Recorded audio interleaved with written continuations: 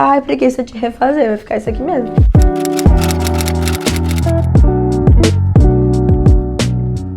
Sim, somos todos jumentinhos. Mais um vídeo trazendo algo que o Espírito Santo usou pra me dar um tapa e que eu não vou guardar pra mim, porque eu não vou levar um tapa do Espírito Santo sozinha.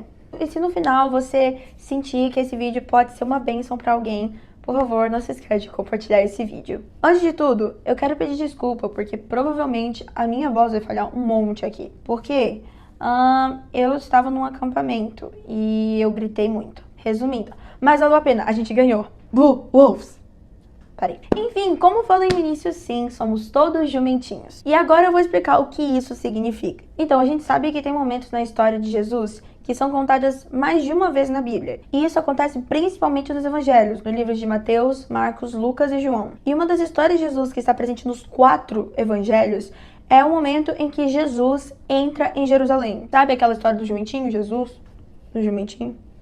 Essa parte aí. Se você não lembra, eu vou refrescar a sua memória. Então, pega a sua Bíblia e abra em Mateus capítulo 21, versículo 1 ao 9. Quando se aproximaram de Jerusalém e chegaram a Betfagé, ao Monte das Oliveiras, Jesus enviou 2 discípulos, dizendo-lhes: Vão até a aldeia que está diante de vocês, e logo encontrarão presa uma jumenta e com ela um jumentinho. Desprendam e tragam para mim. E se alguém disser alguma coisa, respondam: O Senhor precisa deles, e logo ele deixará que vocês tragam os animais. Ora, isso aconteceu para se cumprir o que foi dito por meio do profeta: Eis que vem o rei.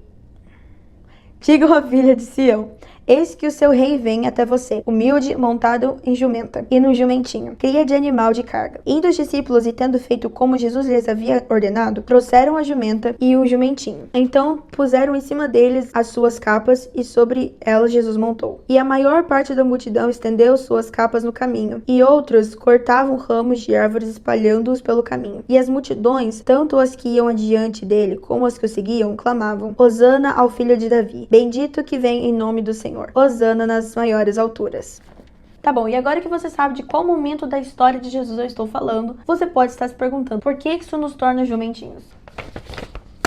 Para explicar melhor, eu vou contar uma história rápida. Eu comecei a servir no Ministério de Louvor aos 14 anos de idade. E desde que eu era criancinha, eu sonhava em fazer parte desse ministério. Porém, pela motivação errada. Eu queria muito cantar na igreja, mas não era para engrandecer o nome de Deus. Era para mostrar para as pessoas o meu talento. As minhas amigas, elas conseguiam solos para as apresentações da igreja, e eu não. Mas depois de alguns anos, eu finalmente consegui entrar para o Ministério de Louvor. Mas até esse momento da minha vida começar, Deus mudou os desejos do meu coração. E então eu comecei a entender a responsabilidade que carregamos ao subir no altar. E não apenas lá em cima, mas toda vez que vamos fazer algo para Ele ou na casa dele. Então eu lembro que finalmente chegou o grande dia, eu estava finalmente indo cantar com o louvor da igreja, mas com aquela felicidade também me veio um sentimento de desespero. Não era porque ia ter pessoas me vendo, não era porque era a minha primeira vez, mas foi porque eu pensei: e se eu estiver querendo pegar a glória para mim? Meu maior medo a partir daquele momento era subir no altar e querer ser vista, porque eu entendia que eu estava ali para levantar adoração e louvor a Deus e não para mim mesma. Então eu lembro que eu decidi conversar com a minha mãe, e foi quando ela me lembrou da história do jumentinho. A Bíblia não traz e a Bíblia não menciona como os jumentinhos se sentiram,